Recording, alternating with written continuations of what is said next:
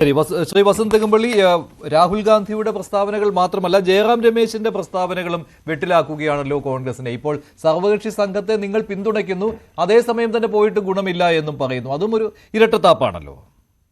എനിക്ക് മുമ്പ് സംസാരിച്ച മഹാരഥൻ അദ്ദേഹത്തിന്റെ തുടക്കത്തിൽ പറഞ്ഞത് ദേശീയത എപ്പോൾ കളിക്കണം, അല്ലെങ്കിൽ നാഷണൽ മൂവ്മെന്റിനെ പറ്റി എപ്പോൾ സംസാരിക്കണം, എപ്പോൾ കളിക്കണം എന്നത് കോൺഗ്രസിന് അറിയില്ല എന്നുള്ളതാണ്. അങ്ങ് മനസ്സിലാക്കേണ്ട ഒരു കാര്യം, കോൺഗ്രസിനെ സംബന്ധിച്ച് ഞങ്ങൾക്ക് ദേശീയത അടക്കമുള്ള വിഷയങ്ങൾ, രാജ്യവുമായി ബന്ധപ്പെട്ട രാജ്യസ്നേഹം അടക്കമുള്ള വിഷയങ്ങൾ ഞങ്ങൾക്ക് കളിക്കാനുള്ളതല്ല. അത് അങ്ങേക്ക് ഒരുപാട് സ്നേഹമുള്ള അങ്ങ് വല്ലാതെ കൊട്ടിഘോഷിക്കുന്ന നരേന്ദ്രമോദിക്കും പറ്റിയ പ്ലേ ഗ്രൗണ്ടാണ്. ഞങ്ങൾ ഏതായാലും ദേശീയത എടുത്ത് കളിക്കാനുള്ളവരല്ല. ഗോഷ്ടിയാണ് കാണിക്കുന്നത്, കളിക്കുക പോലും അല്ല. ഇപ്പൊ നിങ്ങൾ ഗോഷ്ടിയാണ് കാണിക്കുന്നത്, അതിനേക്കാൾ അധപ്പതിച്ച പ്രവൃത്തിയാണ് ചെയ്തുകൊണ്ടിരിക്കുന്നത്. ദയവായി അത് അവസാനിപ്പിച്ചിട്ട് നിങ്ങൾ കളിക്കുകയെങ്കിലും ചെയ്യും, അത് കുറച്ചുകൂടെ ഭേദമാണ്. അങ്ങയുടെ ക്ലാസിന്റെ ആവശ്യമില്ല. അങ്ങ് BJP. അതെ അതെ, ഞാൻ BJPയുടെ അഖിലേന്ത്യാ നേതാവാണ്. അല്ല, അങ്ങ് അഖിലേന്ത്യാ പ്രസിഡന്റ് ആയാലും എനിക്ക് കുഴപ്പമില്ല. അത്തരം ക്ലാസ്സുകളൊക്കെ ബാലാർജി ഭവനിൽ പോയി എടുത്താൽ മതി അങ്ങ് അങ്ങനെയാണെങ്കിൽ, അല്ലെങ്കിൽ നാഗ്പൂർ ആസ്ഥാനത്ത് പോയി എടുത്താൽ മതി. എന്നെ പഠിപ്പിക്കാൻ വരണ്ട. നിങ്ങളെ പഠിപ്പിച്ചാൽ ആർക്കും ശരിയാവില്ല, അത് വ്യക്തമാക്കുന്നതാണ് ഈ കാര്യം. അങ്ങേ പഠിപ്പിച്ചാൽ ആർക്കും മനസ്സിലാവില്ല. ഏറ്റവും കൂടുതൽ BJP എന്നുള്ള ലേബലിലെങ്കിലും ചർച്ചയിൽ വന്നിരിക്കാനുള്ള മാന്യത കാണിക്കണം. അല്ല, അദ്ദേഹത്തിന്റെ നിലപാട് പറഞ്ഞതാണ് രാഷ്ട്രീയ നിരീക്ഷകൻ എന്ന രീതിയിൽ. അദ്ദേഹം BJPയുടെ പ്രതിനിധി അല്ല. ശ്രീ വസന്ത് തെങ്ങുംപള്ളി, നിങ്ങൾക്ക് ഇഷ്ടമില്ലാത്ത നിലപാട് പറയുമ്പോൾ ഈ രീതിയിലല്ല സംസാരിക്കേണ്ടത്. താങ്കൾ പറയൂ, താങ്കളുടെ നിലപാട് പറയൂ. അല്ല, ഞാൻ ചോദിക്കുന്നത് കോൺഗ്രസിനെതിരെ അദ്ദേഹത്തിന്റെ വാക്കുകളിട്ട് അമ്മാനമിട്ട ആരോപണങ്ങൾ ഉന്നയിക്കാം. അപ്പൊ അതിനെ പ്രതിരോധിക്കാനാണ് ഞാൻ ഇവിടെ കോൺഗ്രസ് പ്രതിനിധിയായിരിക്കുക. അപ്പൊ എനിക്കത് പറയാൻ പാടില്ല. അതിന്റെ ഇടയ്ക്ക് അദ്ദേഹം ഇടപെടുകയാണല്ലോ. എന്ത് സഹിഷ്ണുത കുറവാണ് അദ്ദേഹത്തിന്. അല്ല, അത് വ്യക്തിപരമായി പറഞ്ഞുകൊണ്ടാണ്. അല്ലെങ്കിൽ വ്യക്തിപരമായിട്ട് താങ്കളാണ് ആദ്യം പറഞ്ഞത്. മഹാരഥൻ എന്നൊക്കെ പറഞ്ഞത് ഒരു ആക്ഷേപ സ്വരമാണ് താങ്കൾ ഉന്നയിച്ചത്, അതുകൊണ്ടാണ് അദ്ദേഹം ഇടപെട്ടത്. താങ്കൾ പറഞ്ഞോളൂ, വസന്ത് പറഞ്ഞോളൂ, അദ്ദേഹം പറഞ്ഞതിന് മറുപടി പറയൂ. ഓക്കെ, പിന്നെ അദ്ദേഹം പറഞ്ഞത് പാർലമെന്റിൽ പ്ലക്കാർഡുമായി ഈ കുട്ടിക്കുരങ്ങന്മാർ എന്നൊക്കെയാണ് അദ്ദേഹം പറയുന്നത്. നോക്കൂ, പാർലമെന്റിനുള്ളിൽ പ്ലക്കാർഡുമായി എത്രയോ നേതാക്കൾ ഇറങ്ങി നിന്നിട്ടുണ്ട്. അത് ജനസംഘത്തിന്റെ നേതാക്കൾ ഇറങ്ങി നിന്നിട്ടുണ്ട്, രണ്ടുപേരുള്ള സമയത്ത് പോലും. BJPയുടെ നേതാക്കൾ, സുഷമാ സ്വരാജ് അടക്കമുള്ള പ്രതിപക്ഷ നേതാക്കൾ, അവരിറങ്ങിയിട്ടില്ലേ പ്ലക്കാർഡുമായി പാർലമെന്റിന്റെ നടുത്തളത്തിൽ? അന്നൊന്നും ഈ സ്പീക്കർ മറ്റേ സസ്പെൻഷന്റെ വടിയെടുത്ത് അവരെ ആരും പേടിപ്പിച്ചിട്ടില്ല എന്നുള്ളത് യാഥാർത്ഥ്യമാണ്. നോക്കൂ, മുമ്പുണ്ടായിരുന്ന പ്രതിപക്ഷം രാജ്യം ഒരു വലിയ അടിയന്തര സാഹചര്യത്തിൽ നേരിട്ടപ്പോ എങ്ങനെയാണ് ഇടപെട്ടതെന്ന് അങ്ങ് മറന്നുപോയോ? മുംബൈ ഭീകരാക്രമണം നടന്നുകൊണ്ടിരിക്കുമ്പോ ഗുജറാത്തിലെ എല്ലാ പ്രധാനപ്പെട്ട പത്രങ്ങളിലും സർക്കാർ സ്പോൺസർ പരസ്യം കൊടുത്തില്ലേ? ഇത് സർക്കാരിന്റെ വീഴ്ചയാണ്, സെൻട്രൽ ഗവൺമെന്റിന്റെ വീഴ്ചയാണ്, പ്രധാനമന്ത്രി രാജിവെച്ച് പുറത്തു പോകണമെന്ന് പരസ്യം കൊടുത്ത ആളുടെ പേര് നരേന്ദ്രമോദി എന്നായി. ഇപ്പൊ അങ്ങ് പറഞ്ഞ ശക്തരിൽ ശക്തനായ, ധീരരിൽ ധീരനായ നരേന്ദ്രമോദി ഗുജറാത്തിൽ ആക്രമണം നടന്നുകൊണ്ടിരിക്കുമ്പോ, നമ്മുടെ സൈന്യമോട് തീവ്രവാദികളുമായി ഏറ്റുമുട്ടിക്കൊണ്ടിരിക്കുമ്പോ നവംബർ 29-ാം തീയതി അന്ന് ഗുജറാത്തിൽ ഇറങ്ങിയ എല്ലാ പത്രങ്ങളിലും സർക്കാരിന്റെ ഖജനാവിൽ നിന്ന് പണമെടുത്ത് പരസ്യം കൊടുത്തു. എന്തായിരുന്നു അന്ന് നരേന്ദ്രമോദിയുടെ നിലപാട്? അന്ന് ഭീകരതയ്ക്കൊപ്പം രാജ്യം ഒരുമിച്ച് നിൽക്കണമെന്ന് കോൺഗ്രസ് ഗവൺമെന്റ് പറഞ്ഞപ്പോ നരേന്ദ്രമോദി ഗുജറാത്തിൽ BJP ആസ്ഥാനത്തിരുന്ന് പ്രസ് മീറ്റ് നടത്തിയത് ഇപ്പോഴും ന്യൂസ് 18 അടക്കം ആർക്കൈവ്സിലുണ്ട്, നിങ്ങൾ എടുത്തൊന്ന് കണ്ടാൽ മതി. അപ്പൊ ഇതിനു മുമ്പ് പ്രതിപക്ഷം എന്ത് നിലപാടാണ് സ്വീകരിച്ചു പോന്നിരുന്നതെന്നും ഇപ്പോഴുള്ള പ്രതിപക്ഷം എന്ത് നിലപാടാണ് സ്വീകരിക്കുന്നത് എന്നതുമാണ് നമ്മൾ താരതമ്യം ചെയ്യേണ്ടത്.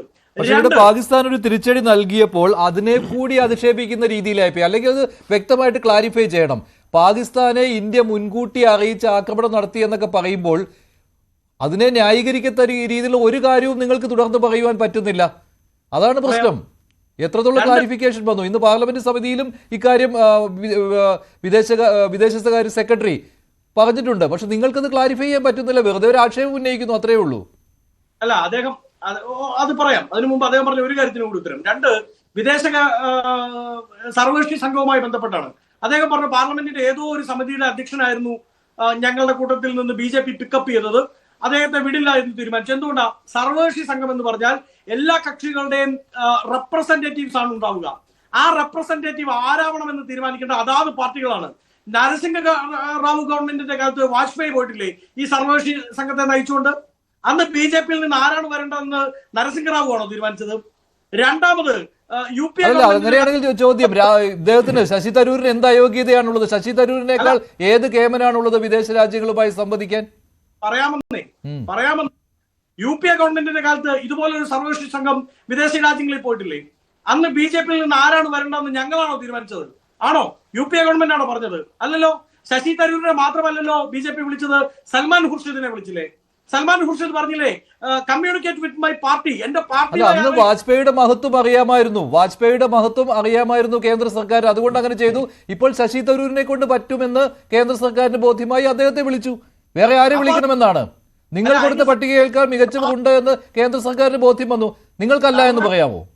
സർവകക്ഷി സംഘത്തിന്റെ മാസ്കർ എന്താ? സർവകക്ഷി സംഘമാണെങ്കിൽ ആ സർവകക്ഷി സംഘത്തിൽ ആരെ വിടണമെന്ന് തീരുമാനിക്കുന്നത് അതാത് പാർട്ടികൾ തന്നെയാണ്. അങ്ങനെ ആരെങ്കിലും പോയിട്ട് എന്താണ് കാര്യം? അങ്ങനെ ആരെങ്കിലും പോയിട്ട് എന്തെങ്കിലും പറഞ്ഞിട്ട് കാര്യമില്ലല്ലോ. ഇന്ത്യയുടെ നിലപാട് പാകിസ്ഥാനെതിരെ വിദേശ രാജ്യങ്ങളെ അറിയിക്കുന്നതിനാണ് പോകുന്നത്.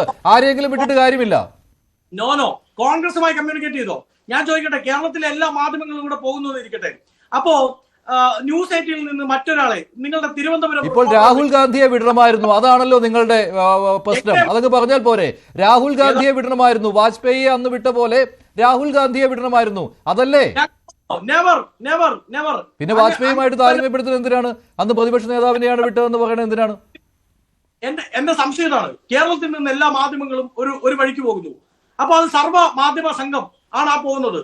ന്യൂസ് 18 നിന്ന് ആര് പോകണമെന്ന് തീരുമാനിക്കേണ്ടത്? ഇത് അതുമായിട്ട് താരതമ്യപ്പെടുത്തുക എന്റെ വസന്ത, ചുമ്മാ പൊട്ടത്തരം പറയാതെ. ഇത് പാകിസ്ഥാന്റെ ഭീകരത അല്ല, രാജ്യത്തിന്റെ പ്രശ്നമാണ്. രാജ്യം നേരിടുന്ന ഏറ്റവും വലിയ പ്രശ്നം പാകിസ്ഥാന്റെ ഭീകരത ലോക രാജ്യങ്ങൾക്ക് മുന്നിൽ തുറന്നു കാട്ടുവാൻ വേണ്ടി ഒരു സംഘത്തെ അയക്കണമെന്ന് കേന്ദ്ര സർക്കാർ തീരുമാനിക്കുമ്പോൾ അതിന് കഴിവുള്ള ആളുകളെ തന്നെ നിയോഗിക്കും. അതിൽ ശശി തരൂരിനുള്ള അയോഗ്യത എന്താണ് എന്ന് പറയേണ്ടത് നിങ്ങളാണ്.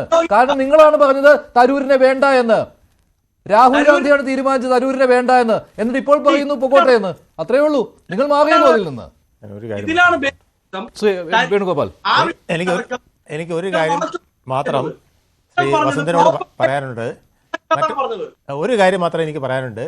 നമ്മൾ 1947 പാകിസ്ഥാൻ ഇന്ത്യയെ ആക്രമിച്ചു കഴിഞ്ഞ് നമ്മൾ ഈ പ്രശ്നം UN കൊണ്ടിടാൻ പോയപ്പോൾ നമ്മുടെ അന്ന് VK കൃഷ്ണമേനോൻ അദ്ദേഹത്തിനോട് പറഞ്ഞതാണ്, നമ്മളിത് UN കൊണ്ടുപോകരുത്, ഇത് കൊണ്ടുപോയാൽ വലിയ വിഷയമാവുന്നു. അന്ന് അവിടെ അദ്ദേഹം വിചാരിച്ചത് നമുക്കിത് വാദിച്ച് സാധിക്കാമെന്നുള്ളതാണ്. പക്ഷേ അത് അന്നത്തെ UN ഈ പ്രശ്നം അവതരിപ്പിച്ചപ്പോൾ പാകിസ്ഥാനിൽ നിന്ന് വന്നത് ആ UN മുഴുവൻ കീഴടക്കുന്ന അത്രയ്ക്ക് മിടുക്കനായ, അദ്ദേഹത്തിൻ്റെ പേര് ഞാൻ പറഞ്ഞു, അദ്ദേഹം മിടുക്കനായ ഒരു ഒറേറ്ററായിരുന്നു. അദ്ദേഹം അവിടെ മുഴുവൻ പേരെയും കൺവിൻസ് ചെയ്യുകയും ഇതൊരു അന്താരാഷ്ട്ര പ്രശ്നം തന്നെയാണെന്നും ഇത് ഇങ്ങനെ പെട്ടെന്ന് പരിഹരിക്കാൻ പറ്റുന്നതല്ലെന്നും എന്നും പറഞ്ഞിട്ട് അവിടെ 3-4 കാര്യങ്ങൾ തീരുമാനിച്ചാൽ ഏറ്റവും പ്രധാനം ജനങ്ങളുടെ വോട്ട് നോക്കി നമുക്ക് ഈ സംസ്ഥാനം ഇത് എവിടെ പോകണമെന്ന് തീരുമാനിക്കാമെന്ന് വരെ തീരുമാനിക്കുന്ന വെട്ടിലേക്ക് കൊണ്ട് ചാടിച്ചു. ഇത് കാണിക്കുന്നത് എന്താണ്? നമ്മൾ ഇവിടുന്ന് അയക്കുന്നത് ആരെയാണ്, അവരവിടെ ചെന്ന് പറയുന്നത് എന്താണ്, അവർ പറയുന്നതിൽ എന്തെങ്കിലും അപാകത വന്നാൽ ഈ രാഷ്ട്രത്തിന് ഇപ്പോൾ കണ്ടില്ലേ 78 വർഷമായിട്ട് നമുക്ക് അതിൽ നിന്ന് ഊരാൻ പറ്റുന്നുണ്ടോ? കാശ്മീരിൻ്റെ പ്രശ്നത്തിൽ നമ്മൾ ഇന്നും കടന്ന് വെട്ടിലാകുന്നത് അന്ന് നമ്മളിത് UN കൊണ്ടിട്ടതും അന്ന് UN നമുക്ക് പിന്നീട് വാദിക്കാൻ കഴിയാത്തതും പിന്നീട് പക്ഷേ VK കൃഷ്ണമേനോൻ പോയി ഒരു ഉന്തുവണ്ടി നിറച്ച് പുസ്തകമായിട്ട് പോയി അവിടെ ചെന്ന് എക്സ്പ്ലെയിൻ ചെയ്തു. പക്ഷേ അപ്പോഴേക്കും തീരുമാനമായി കഴിഞ്ഞിട്ട് പിന്നെ ഈ ഇപ്പം വിട്ട ആളിന് പകരം വേറൊരാളെ കോൺഗ്രസ് വിട്ട് അവിടെ പോയി തകർത്തിട്ട് യാതൊരു കാര്യമില്ല. അപ്പോൾ ഇപ്പം തന്നെ നിങ്ങളുടെ ഏറ്റവും മികച്ച ആളിനെ വിടുക എന്നുള്ളത് നിങ്ങളുടെ മാത്രം ആവശ്യമല്ല, ഈ രാഷ്ട്രത്തിൻ്റെ ആവശ്യമാണ്.